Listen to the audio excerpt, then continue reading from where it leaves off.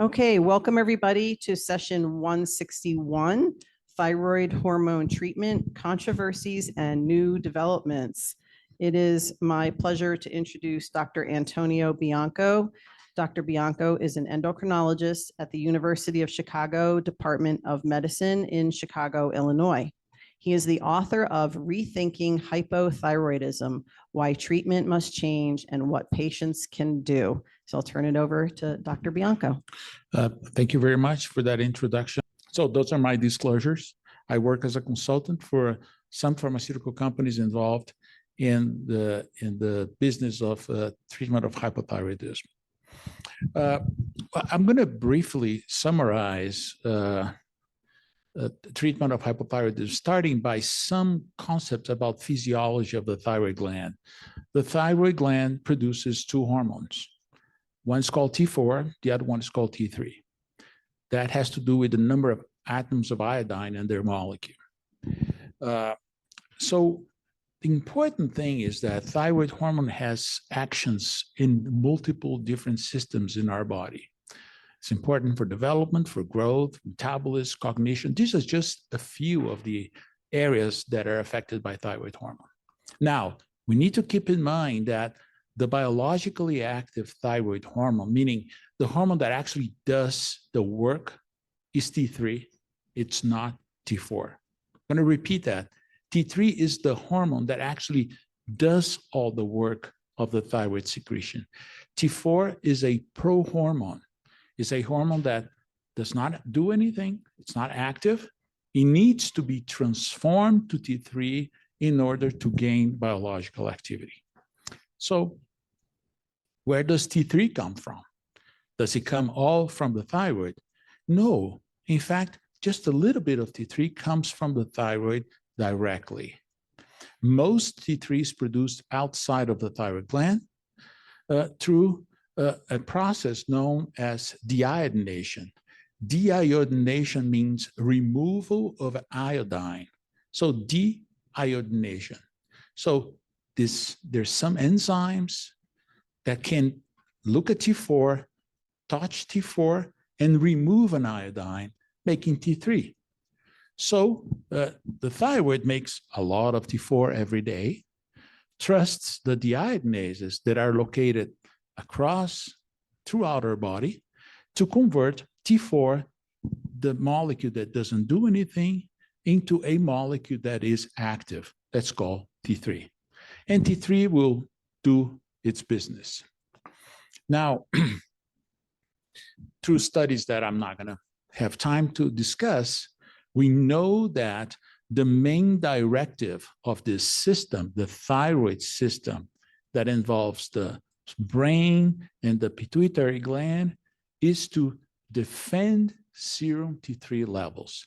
The T3 levels in the blood need to be defended. So if we disrupt this system, and in the lab, we disrupt this system, we see that TSH changes, T4 changes, but T3 remains stable within normal range. So this system, I like to say, is hardwired to defend serum T3. And it makes sense. T3 is the molecule that actually does things. It's the active molecule. It's the active hormone. What is hypothyroidism? Hypothyroidism is when this system doesn't work anymore. The thyroid is not there, either because it was destroyed by autoantibodies or because it was removed through surgery or through radioactive iodine treatment. What's important thing is that the thyroid is no longer there. And therefore, all those systems in our body that depend on thyroid hormone to function properly can't function properly because they lack T3. They lack the molecule that's needed for their function. How do we treat? And that's the purpose of our discussion today. How do we treat hypothyroidism? We treat by doing the job of the thyroid gland. We give patients a tablet every day containing T4. That's called levothyroxine. Levothyroxine is the pharmaceutical name for T4. So when you take levothyroxine, your body absorbs, goes into the circulation as T4. Those enzymes called deiodinases look at T4.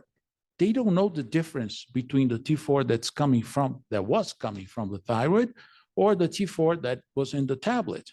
They just take that molecule and transform it to T3.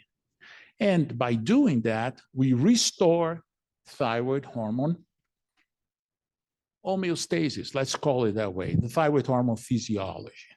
How do we know how much levothyroxine to give each patient? We looked at TSH levels. Remember, when you don't have a thyroid system, TSH levels go up because they're trying to stimulate the thyroid to produce more because it's lacking thyroid hormone. So when we give patients levothyroxine, we bring TSH levels back to normal. And that's the moment that we know, okay, that's your dose of levothyroxine. Simple as that.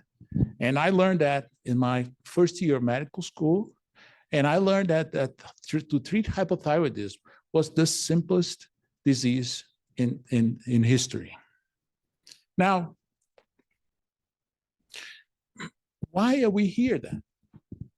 Why do we have to talk about it if it's so simple? Right? I mean, I think that's an important point.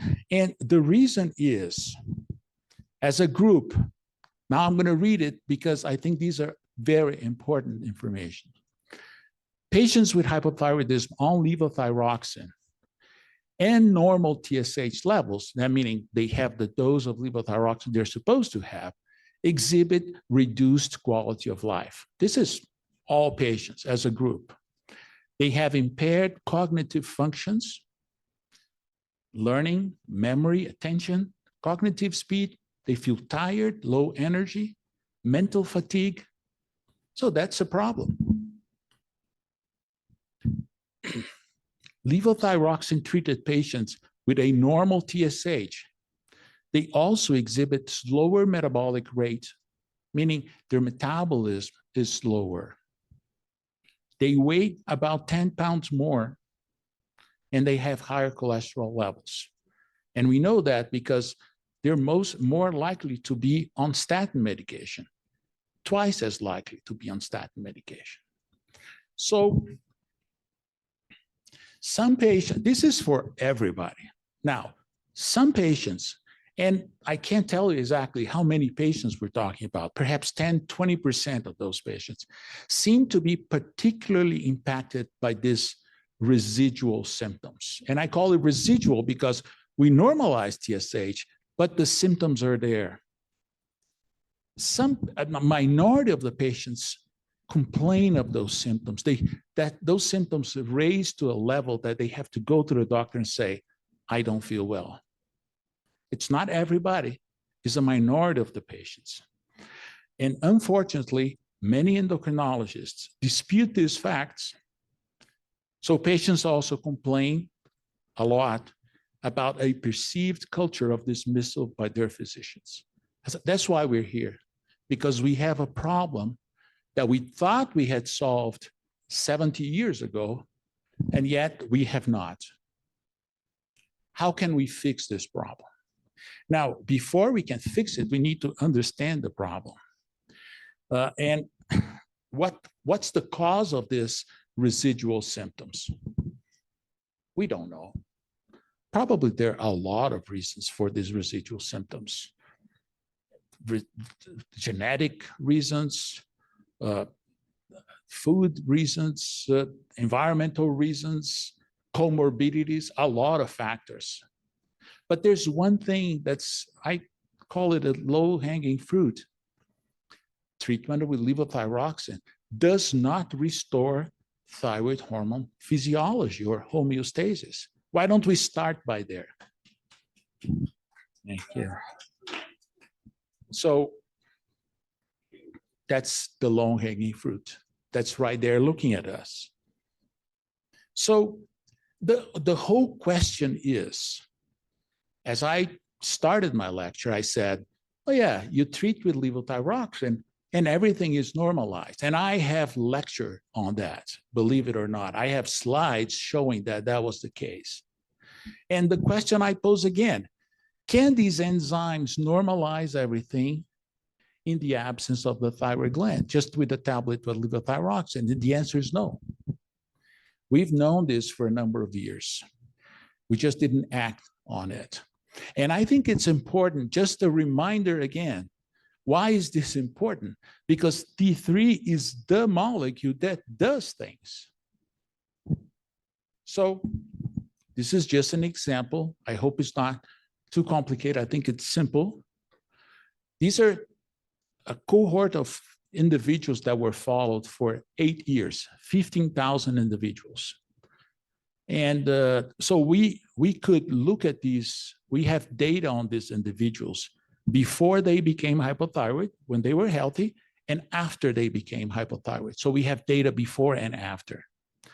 And we also have a group control matched for sex, age, ethnic background, everything, which is in blue. And look, these are TSH levels.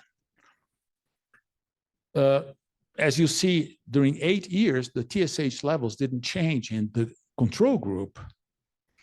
However, in green and red, I have 2 groups of patients that were healthy and became hypothyroid and were treated with levothyroxine. And you see that treatment with levothyroxine made the TSH come down a little bit. But look at the T4 levels, went up by 25%. So every time we treat someone with levothyroxine, we're raising the levels of free T4 in the circulation. Now, how about T3, the molecule that does things? It's down.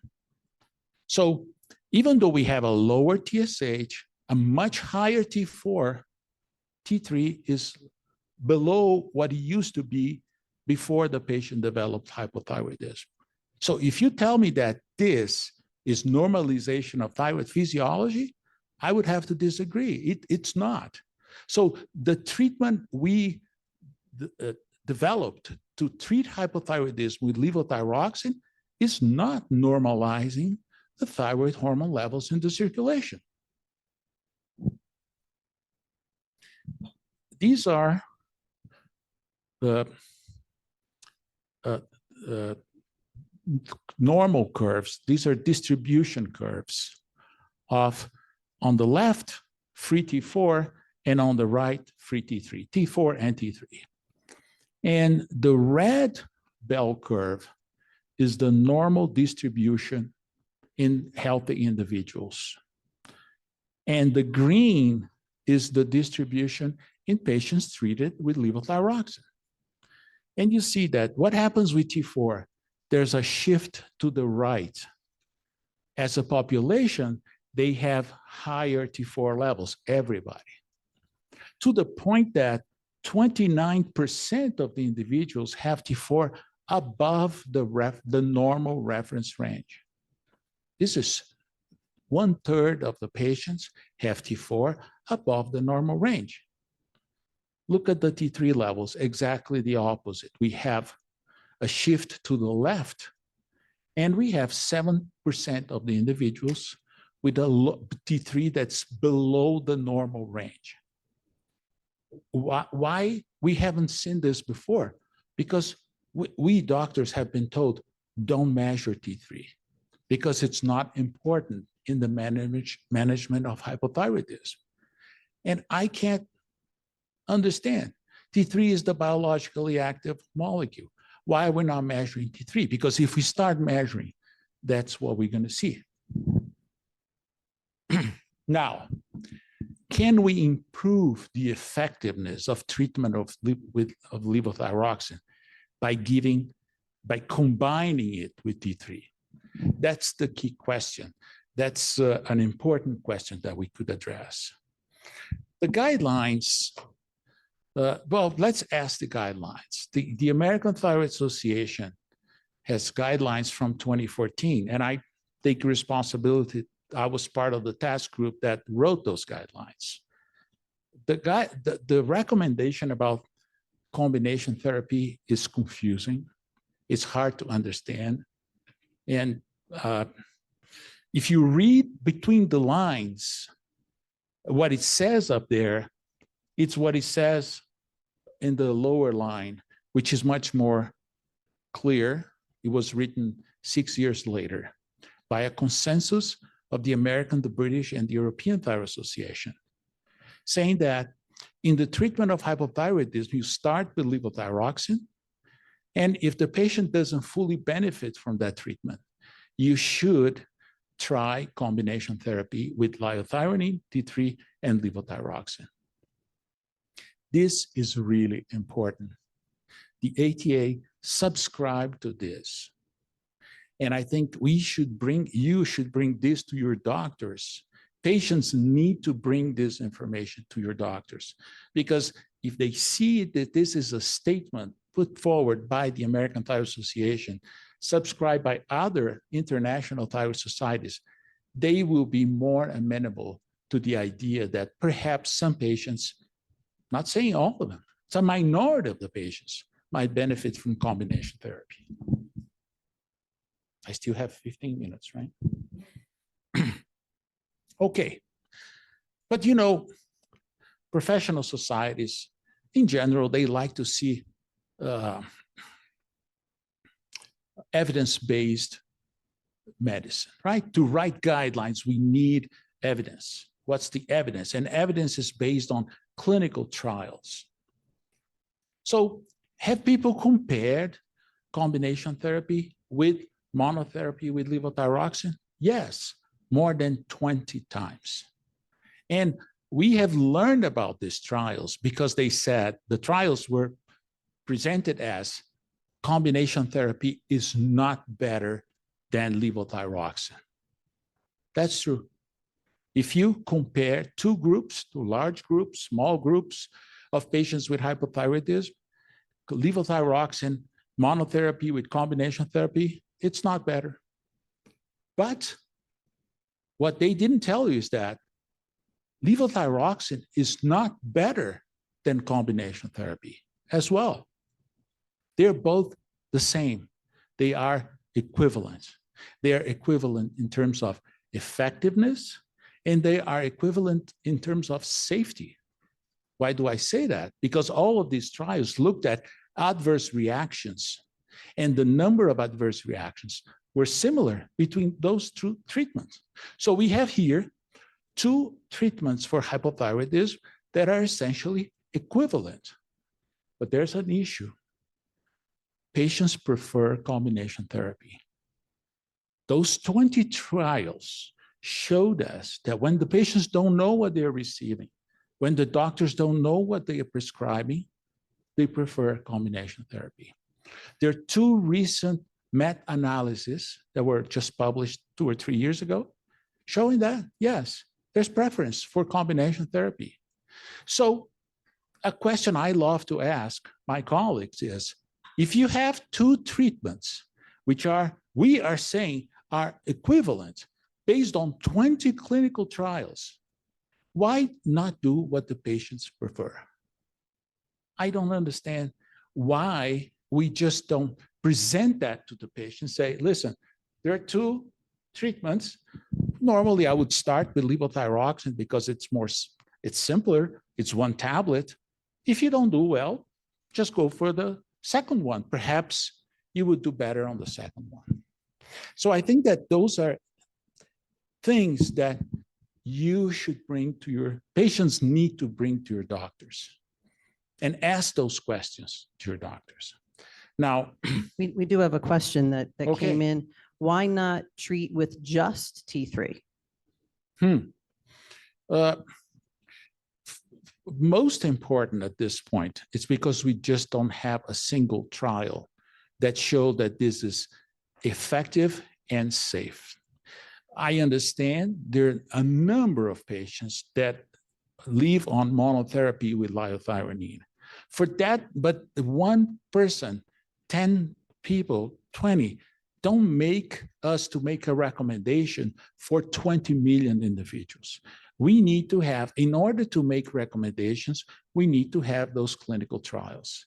And I think there's got to be a reason why some patients live on liothyronine alone.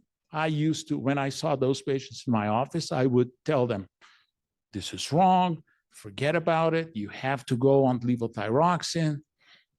Do you know how many patients I convinced? 0. They don't listen. There could be a biological explanation for why that is. I don't understand. I'm not saying it doesn't exist, but at this point, I think this should come as an individual conversation with their physicians, because we cannot make recommendations in the absence of clinical trials. That would be my point. So I was fortunate enough to be part of a recent clinical trial in which doctors at the Walter Reed Medical Center in Bethesda, they treated 90 patients with hypothyroidism with 3 forms of treatment, either levothyroxine, combination therapy with synthetic T4 and T3, or desiccated thyroid extract. Desiccated thyroid extract is a pig's thyroid that has been dried up and put in a tablet and given to patients. It contains both T4 and T3. In many ways, and perhaps always, it's very similar to synthetic combination with levothyroxine and liothyronine. Those individuals were treated with each one of those treatments for 16 weeks. And after 16 weeks, they crossed over to another trial, to another arm of this trial. They didn't know what they were taking. The doctors did not know what they were prescribing. As a group, the results were not surprising. As a group, patients with hypothyroidism responded similarly to therapy with either one of them. So the effectiveness and the safety was similar in the 3 arms. However, the patients that remain symptomatic on levothyroxine are the ones that really benefit and prefer combination therapy. So what this trial is showing is there's a group out there. This trial was a small one. We calculated it to be 25%. I think 25% is too much, probably does not reflect the reality. I think it's closer to 10% than to 25%. But there's a group out there of patients with hypothyroidism that really benefits from combination therapy. And this is what we're showing here, and perhaps that's what we have to keep in mind. We have questions are flowing in. Yes. So what if you need to have suppressed TSH and you're hyper, but you still don't feel great? Can you add T3? We don't have data on that. I think most of the data generated on combination therapy has been on treatment of hypothyroidism without suppression. Again, in the absence of a clinical trial, we would need to leave this decision to a conversation between the doctor and the patient. So is it common for a hypothyroid patient to start taking T4 to experience fatigue, which is the opposite of what you would expect? No, patients with hypothyroidism have fatigue. That's why they were diagnosed with hypothyroidism. When they start taking levothyroxine, the fatigue should decrease. Normally, you would expect the fatigue to go away. So if you still carry some level of fatigue after you've been treated with levothyroxine, that's what we call residual symptoms. Just to have fatigue because of the T4. It's not the T4 that's causing the fatigue. Hello. My question is, I've heard some people will like say double up on their, levothyroxine to, I guess lose weight or whatever. Not, myself obviously, but like, what would the comparison to the combination therapy be like, if as opposed to taking double your dosage? Well, taking double the dosage of almost anything is not a good idea. The dose of your medicine needs to be regulated by the TSH levels. When you double your dose, what you're doing, you're bringing your body to a state of thyrotoxicosis. And you're going to see this because the TSH is going to be suppressed. You don't want to be thyrotoxic unless you need to be thyrotoxic, slightly thyrotoxic. If you're thyrotoxic, we have poor outcomes on the long term.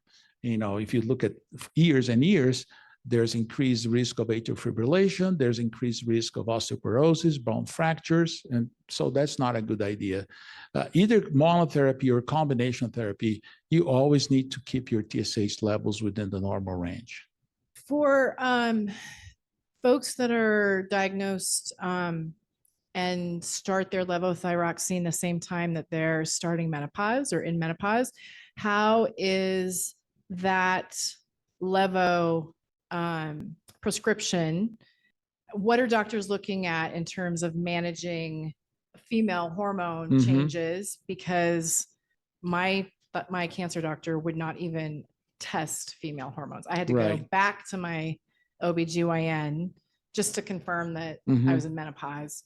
But I'm just curious, how can we balance that additional factor? That's a very important question because the symptoms of menopausal syndrome are very, very, very similar to symptoms of hypothyroidism. So I think I didn't even move the slide. It was already there. The number one confounding factor for residual symptoms is menopausal syndrome. And I think that before we say, well, you know, the patient levothyroxine failed, let's try combination therapy. Before we do that, we have to look at multiple other things that can also cause similar symptoms. The menopausal syndrome is one of them. Vitamin deficiency, we have diabetes, obesity, a number of conditions that can mimic those residual symptoms. And we have to eliminate them or to address them. In your case, it's a conversation again between you and your doctor, whether you're going to start estrogen replacement therapy or not. But you need to be aware that those symptoms, if they exist, they could be related to that and not blame a fail of levothyroxine because of those symptoms of menopause. I think that's important. So if you're on levothyroxine and you want to try T3, do you lower the levothyroxine dose or do you just add the T3? Right. First, you need to do this with your doctor, right? I mean, it's not something you're going to do it by yourself. But yes, absolutely, you have to create room for the added thyroid hormone that you're now going to take. You're going to take two hormones. So you lower the dose of levothyroxine and you add on a small amount of T3. Both combined are going to keep the TSH within the normal range. It's my pleasure to introduce Dr. Nikita Pozdeyev. Dr. Pozdeyev is an endocrinologist at the University of Colorado Health Sciences Center in Denver, Colorado. His research focuses on developing tools for the diagnosis and treatment of endocrine cancers and hormone-dependent cancers. Dr. Pozdeyev's team is working on finding better ways to treat hypothyroidism, understanding genetic risk of developing thyroid cancer, and the use of artificial intelligence for thyroid cancer diagnosis. Thank you. Thank you very much. I want to thank Dr. Bianco for giving this nice introduction, which makes my job a lot easier. So I'm an endocrinologist and I treat a lot of people with thyroid cancer and hypothyroidism. And this topic is very, very close to my heart. Also because hypothyroidism is actually the most common endocrine disorder. It's more common than the diabetes. In this slide, you can see that about more than 1 in 10 people in the United States is affected by hypothyroidism. And as Dr. Bianco presented, there are many controversies and what's the optimal way of treating hypothyroidism. The guidelines that we follow are old, and we hopefully will have a new iteration of these guidelines, but the one that we have by now is frequently confusing and obsolete. So these are some of the topics which we can cover. I would like this to be a conversation, not just me talking. So if we don't get to some of the slides, which are talking about some of the problems at the end, that is okay.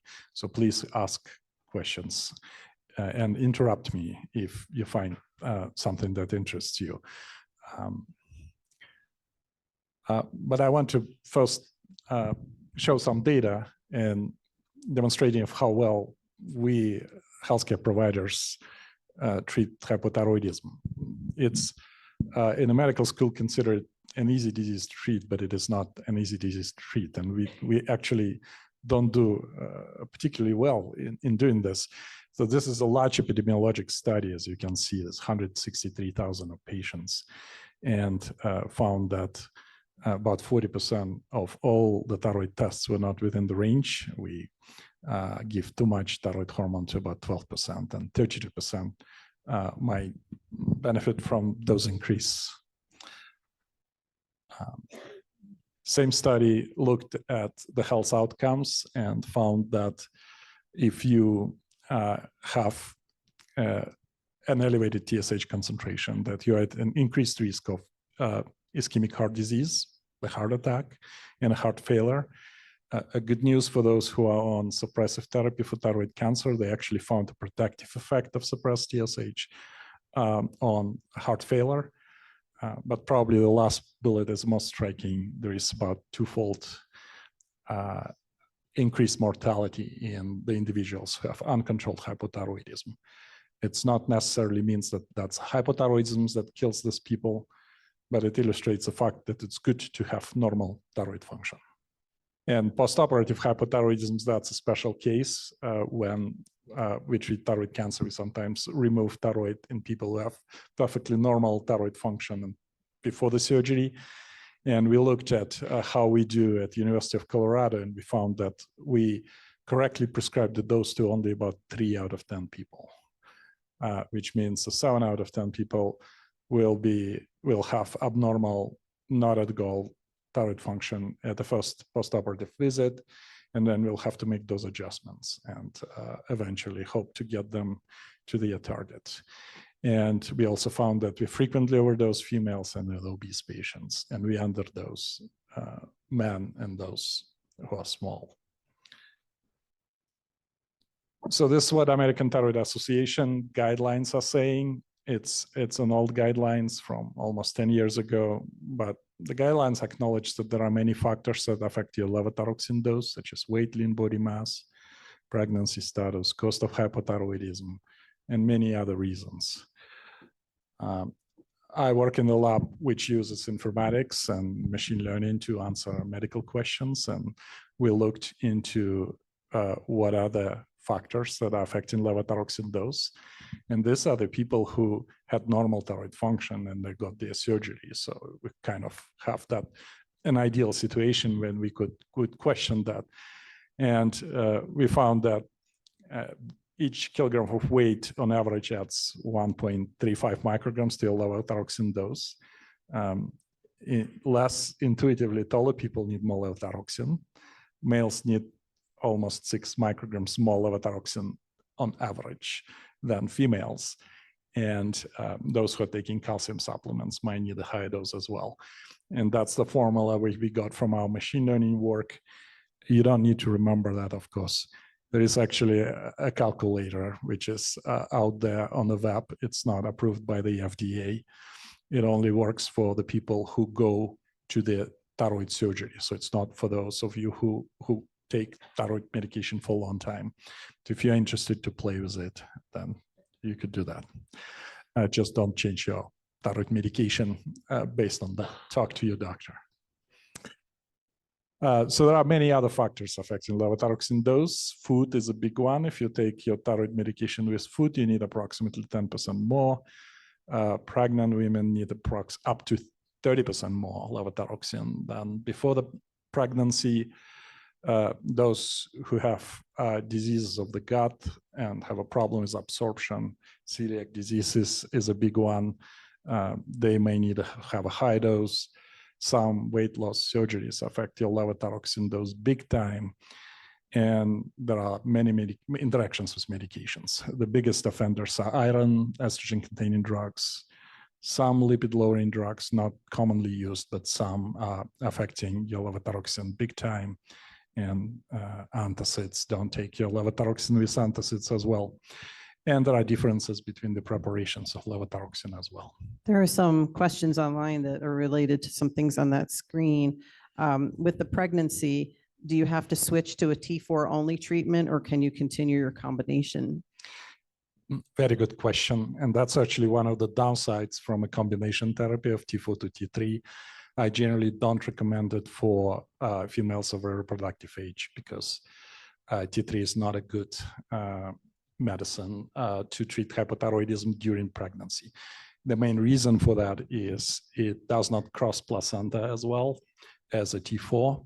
That's why on a combination therapy, you might have a perfectly normal thyroid function test, but your baby won't get enough thyroid hormones. So yes, we switch always to a T4 only in pregnancy. And what about exercise? Does that impact the degradation of T4 to T3 production? Not so much a degradation, but I would think if you suddenly started exercising a lot and built your lean body mass, that might affect your levothyroxine dose slightly. But I don't think exercise per se would increase your requirement because of increased metabolism. Somebody's asking for the website for that calculator. Was it on the slide? Yeah, so that's in the right upper corner. Okay. Again, it's a play tool. It's not a clinically approved tool. So just for your entertainment. And I'm going to remind people in the room, if you have questions, to please work your way up here so you get closer to the microphone. And this is being recorded. It'll be available on the web later. So you don't have to go crazy with taking notes or taking pictures and stuff like that. So. Okay, moving forward, a very controversial topic, brand name versus generic levothyroxine. I think many patients prefer to be on a brand name. If you look at the guidelines and the old guidelines, they say brand name is better. And there's actually, I'll show some data that questions that recommendation. The rationale behind recommending the brand name is that there might be some variation in the dosing between different manufacturers for generic levothyroxine. And if your pharmacy switches from one manufacturer to another, you might have a slight change in your in the strength of the prescription, even though it will state the same number of micrograms on the label, and that might affect your labs. I think we have a question in the room. Yep.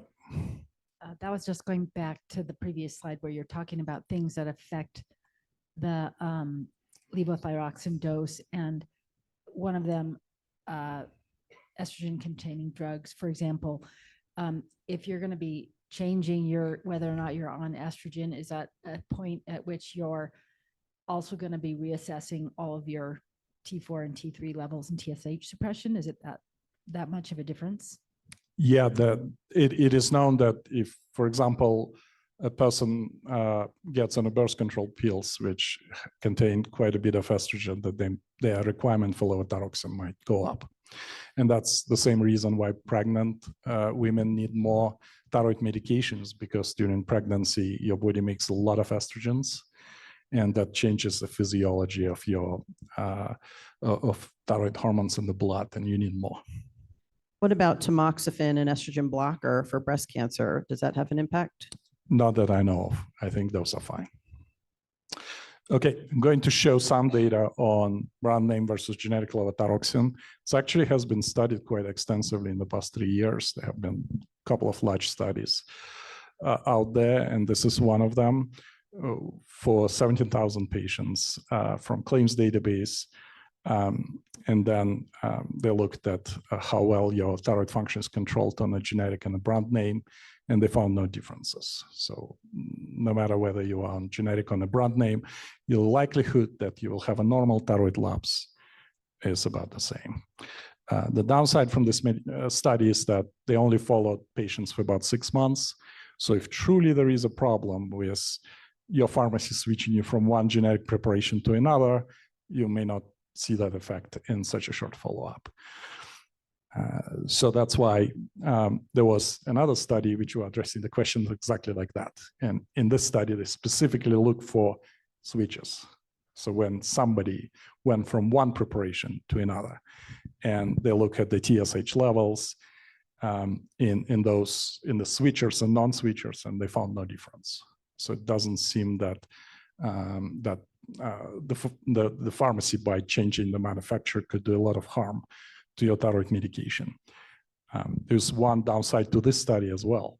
A good proportion of those people were on a very low dose of levothyroxine, which means most of these people have probably primary hypothyroidism, and they have a significant residual function. So the thyroids are still making some thyroid hormones, and that's a different situation than those who have postoperative hypothyroidism, when all your thyroid is surgically removed and you're 100% dependent on the medication. And I don't think we have that answer yet.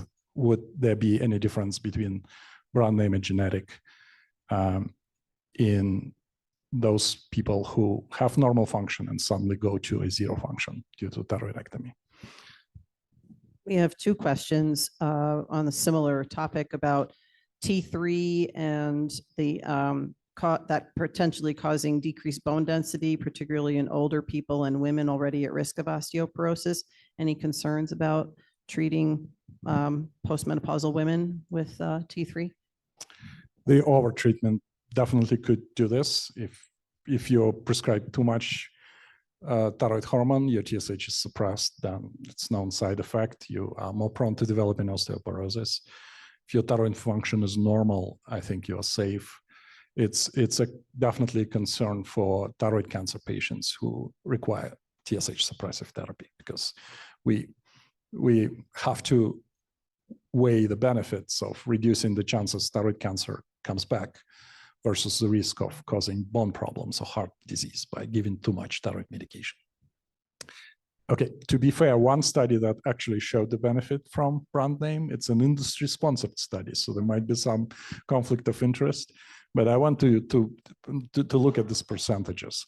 So those people who were receiving Synthroid, that's one of the brand names, 78% had normal thyroid function, and those who on genetic, 77%. So statistically, there was a significant difference. So mathematically, yes, there is a benefit from brand name, 1%. So even if you trust this study, you have to treat 100 people with brand name levothyroxine to see some benefit. So that one patient will benefit from it. Okay, a little bit on the costs.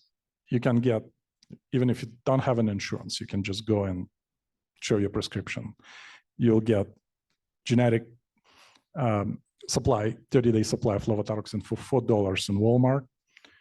If you want to be on a Synthroid and your insurance won't cover it, you'll pay $25 if you participate in the AbbVie program, which will cover part of the cost. And if you want to be on the newest brand name, which is Thyroxine, you will pay $60. If your insurance covers it, then you're good. Then sometimes there is no cost at all, even if you're on a brand name. But most insurance companies would only cover generic.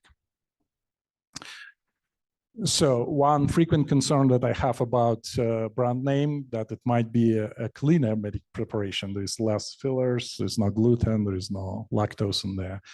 So if you go on a website for the Thyroxine, which is one of a newer brand names, then they will show a long list of stuff that might be in the generic pill, including gluten, lactose, and dyes.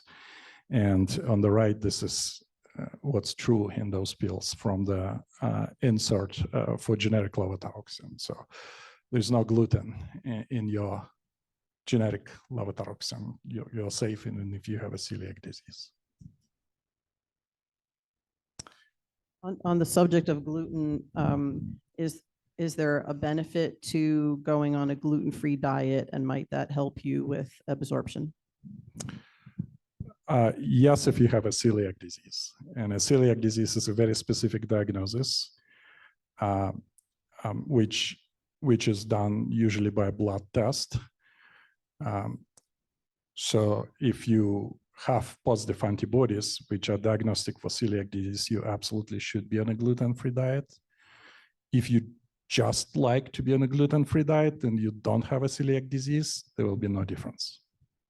There's a question related to medullary thyroid cancer.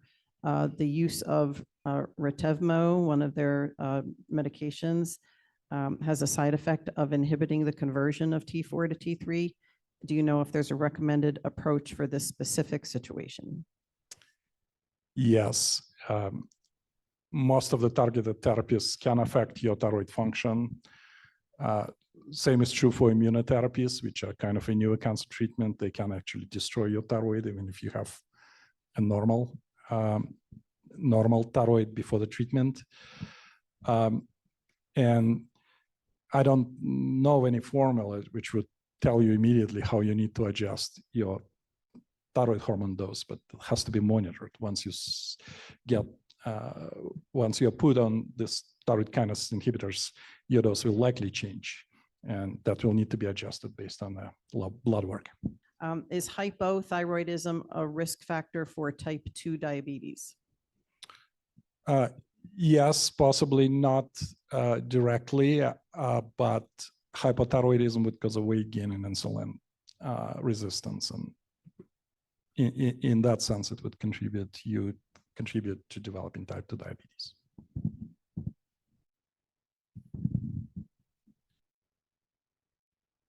Okay, liquid levothyroxine. There's a lot of advertising there, especially about the tyrosine, because it's actually a soft gel capsule with a liquid form of levothyroxine inside. And one claim that we have is liquid levothyroxine is getting absorbed better. And this busy slide, but look at this right column here, which is outcome of a bunch of clinical trials that look into this. And pretty much all of them showed that indeed that is true. Liquid levothyroxine is absorbed better. Soft gel capsule, same thing. Doesn't mean that we all should get switched from a generic levothyroxine to tyrosine. No, because even if you absorb less of a levothyroxine, you just take a high dose, and you could do equally well on a generic. There are some situations, special situations, where liquid levothyroxine or soft gel capsules would indeed benefit, and those are very special situations in people who have difficulty absorbing levothyroxine, those who have gastric bypass surgeries. So sometimes I do recommend switching to soft gel capsules. Those are the rare cases, though. If iron interferes with the absorption, is it recommended to take an iron-free vitamin, like if you're on supplements, to avoid iron? So the recommendation is to take levothyroxine separately from anything, including the vitamin and the other supplements, herbal supplements. Some of the medications are fine, but generally to stay clear, we recommend you take levothyroxine first thing in the morning, separately from the other medications. With iron, it's particularly concerning when you're on iron supplement, when you are getting treated for example, iron deficiency anemia. Iron can decrease the absorption of levothyroxine by as much as 40% if you take those two together. There is an easy workaround. You just separate your levothyroxine and your iron pill by about 4 hours, and that should be okay. You can take both of them. So this is just a fun slide, some new and odd thyroid hormone preparation. So there is a research going on trying to make a better preparation. There is actually a recent clinical trial of a slow-release T3 to the question that Dr. Bianco got about T3-only therapy. That's the purpose of that drug, ultimately. You could go to a compounding pharmacy and request a combination of T4 and slow-release T3. Not recommended. Those compounding pharmacies sometimes make errors in the dosing. There are case reports where micrograms got confused with milligrams, and somebody gets 1,000-fold increase in their levothyroxine dose because of the error. There is no data of how accurate dose. So generally, that's not something that I would recommend. There was a T4, T3 combination pill on the market. It's called Leotrix, but the company discontinued it 5 years ago, so you can't get it right now. There is a really odd study when a 2D printing technology was used to put T4 and T3 on the gel films. The theoretical advantage is that you could get an arbitrary dose. So instead of what's prescribed by your doctor, 112 or 125, whatever is manufactured, you could be on 118 or 151 or whatever you think is the best. I don't think that technology actually is going forward though, so it's mostly a curiosity. And there are some drugs which work on thyroid hormone receptors, but they are not thyroid hormones, which are being tested. Those are not for hypothyroidism treatments. Those are for diseases like a liver disease in a metabolic syndrome, for example. What about our coffee and tea in the morning? Can we have that, or does it interfere with levothyroxine absorption? It could interfere, especially if you like to put a creamer in your coffee. So yes, separated by at least 30 minutes. What about risk versus benefit with oversuppression? Can you talk about that a little bit? Yeah, so I presume the question is for the patient with thyroid cancer and TSH. Yeah, total suppressive therapy. thyroidectomy for poorly differentiated. Yeah, so the studies showed if you have intermediate or high risk thyroid cancer, then you would benefit from TSH suppressive therapy. It makes perfect sense physiologically as well, because TSH stands for thyroid stimulating hormone. It stimulates your thyroid. It stimulates your thyroid cancer cells as well. So thyroid cancer recurrence is a bad thing. That's why we do suppress TSH in people who are at risk for recurrence. What we usually do, though, we don't continue that TSH suppressive therapy for life unless we have to. Even if you have had a high risk thyroid cancer, but you do well, we usually relax that target and slowly get you into the normal range to minimize the side effects. What about taking levothyroxine at night before bed on an empty stomach versus taking it in the morning? Totally acceptable. If that fits your lifestyle, that's perfectly fine. There are some patients who say, well, I have to eat. I cannot take it without food.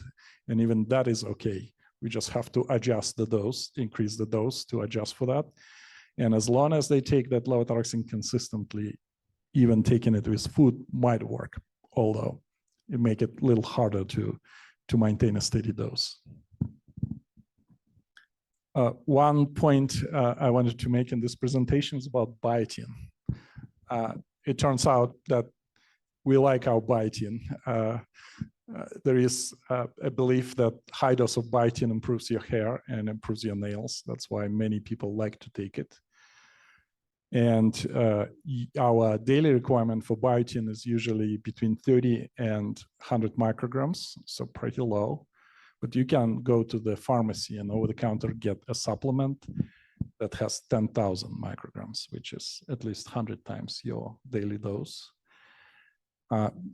The risk of getting toxicity from biotin is low. Our kidneys effectively remove it, even if you take very high dose. There is a problem. This high dose of biotin interferes with most of commercial assays for the thyroid hormones. So if you are taking it and you go to your doctor and your doctor draws your blood, you might get an abnormal numbers, which will be incorrect. And the reason for this is that those assays actually use a biotin, the antibodies which are attached. There's a biotin attached to the antibodies in this assay. And when you have a lot of biotin floating in the blood, that obviously messes up with the assay. Thanks for all the information. Is there any problem taking T4 and T3 at the same time, separate pills? Or should the timing be separated? I've asked pharmacists and I've gotten different answers. Is it better to take T3 and T4 at the same time or to separate them? It's okay to take them together. Thank you.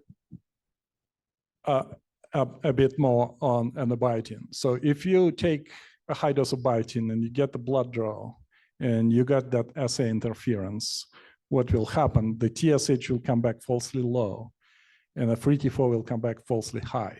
So what do you think your doctor will do? They will say, you're on too much. TSH is suppressed, and they will decrease your dose. And if you continue taking the biotin, the next time you get a blood draw, you will get the same result and they will decrease your dose further. And that's not because you're overtreated, it's just an assay problem. That's why if you are on a biotin, stop it 2 to 5 days before you get your blood draw and mention this to your doctor so that they know. So this is some final practical recommendations. As we discussed, taking levothyroxine in the morning, at least 30 minutes before your morning meal or coffee is a preferred way of doing it. It's okay to do it in the evening as well, if that absolutely better for your lifestyle. But most of the patients find it easier to do it in the morning. I generally recommend you keep your the bottle with your pills at your nightstand, and you get into the habit. You wake up first thing in the morning, you get the pill with your thyroid medication. It takes, for most of us, about 30 minutes to take our shower, brush our teeth before we actually get to our breakfast, and that's perfect. Then you're good to go and eat, and there won't be any problems with an absorption. Catch-up dosing, it's a very important concept. Levothyroxine has a long half-life. If you miss a dose, take 2 tablets next day. It's perfectly safe to do it. So we're pretty much at the end, but we want to give such a wonderful thank you to both Drs. Bianco and Dr. Pozdeyev. I think they deserve a big round of applause.